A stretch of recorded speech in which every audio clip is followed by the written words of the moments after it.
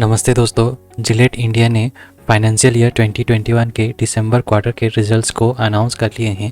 चलिए जानते हैं। बोर्ड ने 33 रुपीज़ पर इक्विटी शेयर का डिविडेंड अनाउंस किया है, जो कि 28 फरवरी 2022 से पहले मिलने वाला है। अब चलिए हम कंपनी का प्रॉफिट लॉस स्टेटमेंट को पढ़ते हैं। ओके, अब हम कंपनी का कंसोलिडेटेड प्रॉफिट लॉस स्टेटमेंट पढ़ेंगे।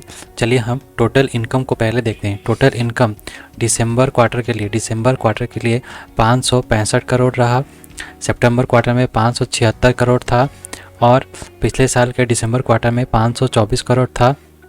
6 मंथ एंडेड डाटा को अगर हम देखते हैं तो इन्होंने 6 मंथ में 1141 करोड़ का टोटल इनकम दिखाया है, जबकि पिछले साल इन्होंने 1044 करोड़ का टोटल इनकम दिखाया था और पिछले फाइनेंशियल ईयर में इन्होंने टोटल 2041 करोड़ का टोटल इनकम दिखाया था। ये जो आंकड़े हैं लैक्स में है, पर इनको मैं क्रोर्स में बोल रहा हूँ, तो 2 डेसिमल प्लेसेस में लेफ्ट शिफ्ट कर रहा हूँ। अब हम चलेंगे टोटल एक्सपेंसेस को। टोटल एक्सपेंसेस दिसंबर क्वार्टर में 468 करोड़ रहा। सितंबर क्वार्टर में 464 करोड़ था और पिछले फाइनेंशियल के दिसंबर क्वार्टर में 400 करोड़ था। और 6 मंथ एंडेड डाटा में देखते हैं तो इनका जो टोटल एक्सपेंसेस रहा वो 932 करोड़ रहा इस फाइनेंशियल ईयर में। पिछले फाइनेंशियल ईयर में ये 798 करोड़ था और पिछले फाइनेंशियल ईयर का जो टोटल था वो था 1611 करोड़ का एक्सपेंस इन्होंने दिखाया था। अब हम चलते हैं comprehensive income, total comprehensive income for the period.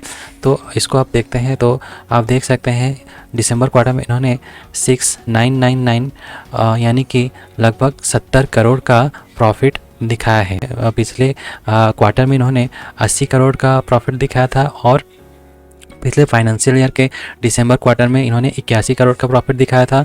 और अगर 6 मंथ के डाटा देखते हैं तो अभी तक इन्होंने 6 मंथ में 150 करोड़ का प्रॉफिट जनरेट किया है और पिछले फाइनेंशियल ईयर के 6 मंथ में इन्होंने 176 करोड़ का प्रॉफिट जनरेट कर लिया था और पिछले फाइनेंशियल ईयर में इनका जो टोटल प्रॉफिट था वो 305 करोड़ का था। अब आप देखेंगे तो आप देख सकते हैं क्वार्टर ऑन क्वार्टर के बेसिस पे प्रॉफिट जो है वो घट गया है, पर और ईयर ऑन ईयर के बेसिस पे भी अगर हम देखते हैं तो प्रॉफिट घट गया है। पर अगर हम देखते हैं कि सेल्स देखते हैं तो आप देखेंगे कि क्वार्टर ऑन क्वार्टर के बेसिस पे सेल्स घट गया है, पर ईयर ऑन ईयर के बेसिस पे आप देखेंगे कि सेल्स बढ़ गया है। कितना बढ़ गया है वो हम अभी नंबर्स में कंपेयर करके पता करेंगे। और अभी अर्निंग्स पर शेयर देखते हैं। अर्निंग्स पर शेयर देखते हैं दिसंबर क्वार्टर के लिए 21 रुपये रहा और सितंबर क्वार्टर के लिए 25 रुपया था और पिछले फाइनेंशियल ईयर के दिसंबर क्वार्टर के लिए 25 रुपया था। अब देखते हैं अर्निंग पर शेयर। अब पिछले फाइनेंशियल ईयर का दिसंबर क्वार्टर और पिछले क्वार्टर दोनों बराबर था, पर इस फाइनेंशियल ईयर के दिसंबर क्वार्टर में ये घट गया है। और 6 मंथ एंडेड अगर डाटा देखेंगे तो अभी तक इन्होंने 6 मंथ में 46 रुपये का अर्निंग पर शेयर जनरेट किया है, पर जबकि पिछले फाइनेंशियल के 6 मंथ में इन्होंने 54 रुपये का अर्निंग पर शेयर जनरेट किया था और टोटल अर्निंग पर शेयर पिछले फाइनेंशियल ईयर का इनका 95 रुपीज़ का था। अब हम जानते हैं, यहाँ पे आप देख सकते हैं इन्होंने बताया profit after tax was 71 crore, down 14% down profit क्यों versus year ago due to higher commodity cost and base effect of the lower advertising and promotion investment in the same quarter year ago due to the pandemic के वजह से इन्होंने promotion investment कम किया था और इसके वजह से इनका ये लॉस हुआ है करके ये यहाँ पे बता रहे हैं।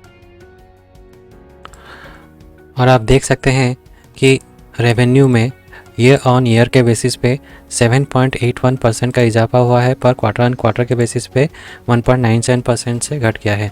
एक्सपेंसेस में आप देखेंगे ईयर ऑन ईयर में भी 16.74% का इजाफा हुआ है, पर क्वार्टर ऑन क्वार्टर के बेसिस पे 0.79% से बस बढ़ा है। प्रॉफिट पर आप देखेंगे तो ईयर ऑन ईयर के रेस्पेक्ट में ये 13.61% लगभग 14% जो इनका बोर्ड का कहना था, और क्वार्टर ऑन क्वार्टर बेसिस पे 13.37% से घटा है। और अर्निंग पर शेयर में भी उसी परसेंटेज का गिरावट दिखाई दिया है। और पर अगर हम मार्जिन देखते हैं तो जो पिछले क्वार्टर ऑन क्वार्टर और ईयर ऑन ईयर का जो मार्जिन था उससे थोड़ा सा घटा है इस क्वार्टर का मार्जिन्स।